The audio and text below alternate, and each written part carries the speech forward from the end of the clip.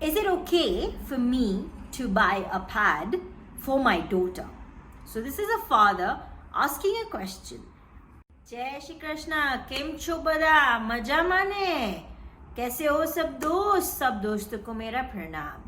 Hello friends, how are you? Hope you're doing well. How was your weekend? How was your week? Welcome back to my channel. Did you get a notification this time? If not, you've still not hit that bell icon. You guys need to go hit that bell icon. Come on. We're gonna head straight on to today's topic again. I will try and make it as short as possible because I think I've done a lot. I spoke a lot already in the first video. Yes, I am here with a second part of menstrual cycle, period taboos, and all of that. So, last time, by the way, I forgot to tell you guys a joke, which I will say now. So, why is it that all our women problems actually begins with the word men? Take an example. Menstrual cycle begins with the word men. Menopause begins with the word men. Mental health, okay, I will not say really it's just a lady's problem, but technically, yeah. Mental health begins with men. I think, yeah, men, are you the problem for us or are you just the problem for the whole world? Anyways, I was just kidding. So now, continuing to this, what happens is when we have a taboo with the period already, right?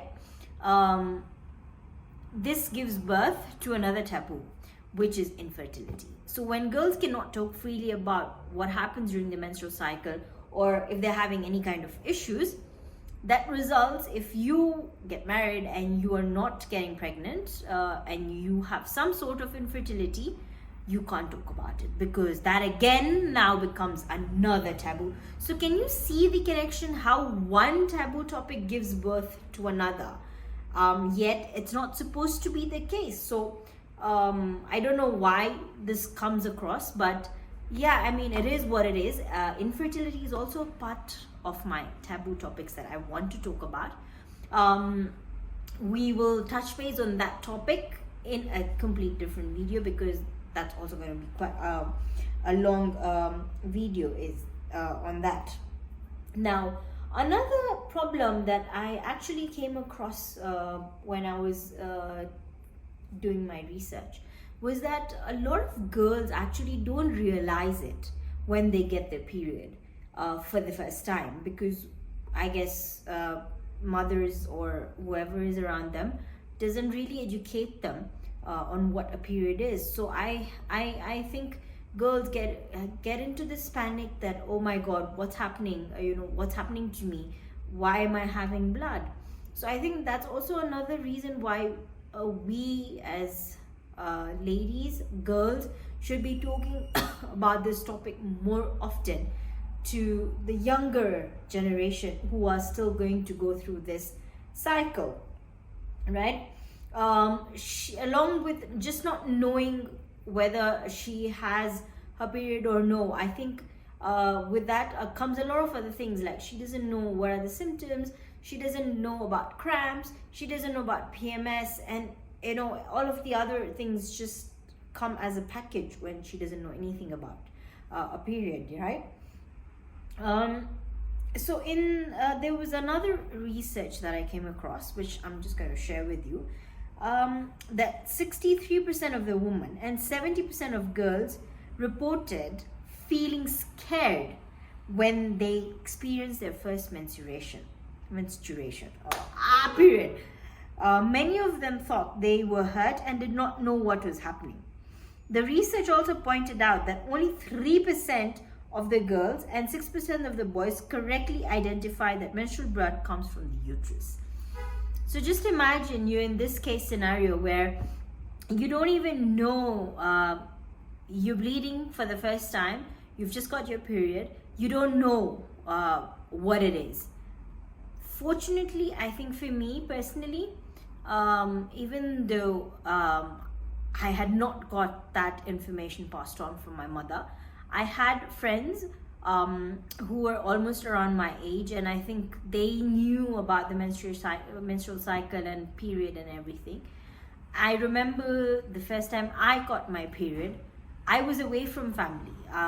Well, when I say family, I mean there was no lady around me. It was just me and my dad.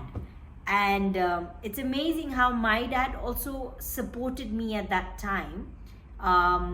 My dad has been my pillar. He's been my mother and my father. So it was amazing to see how he supported me at that time when I got my first menstrual cycle or my period at the age of 14. I'm not going to tell you how many years ago that was because that would really reveal my age. I'm not saying that. So yeah, you can take a guess. It's been quite a number of years. But it's good to see that even at that time, yes, this open-mindedness was there in men or was there in women. You know, we were talking about it.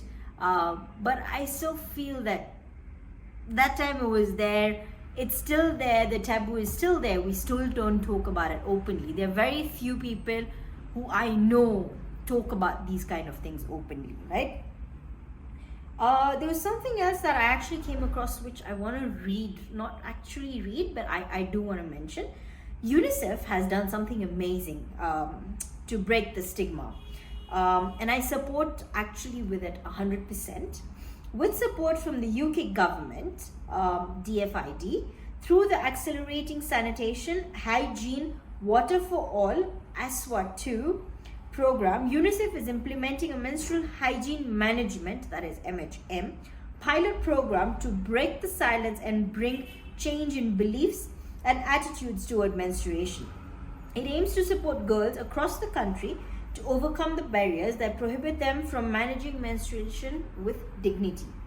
UNICEF kicked off a series of community and school-focused MHM training of trainers workshops for technical WASH staffs from different ministries at national and local levels, WASH health, education and NGO partners.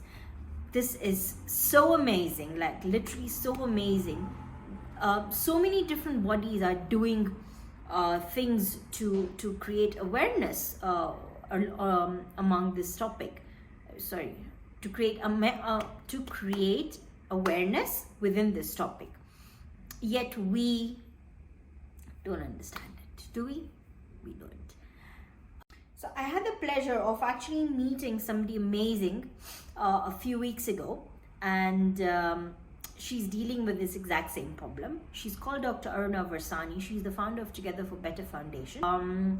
What she does is she's been distributing menstrual pads, period pads, reusable pads. She's also, not only is she distributing them, but she's also teaching the girls in these rural areas how to actually make a pad on their own.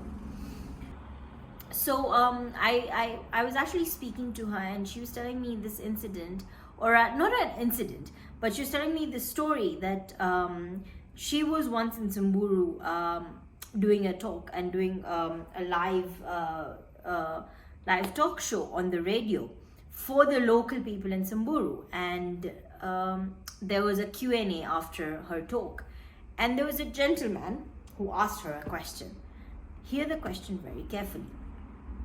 Is it okay for me to buy a pad for my daughter? So this is a father asking a question, to which Dr. Aruna answered, were you buying diapers for her when she was younger? So the father answered yes. And she asked him again another question.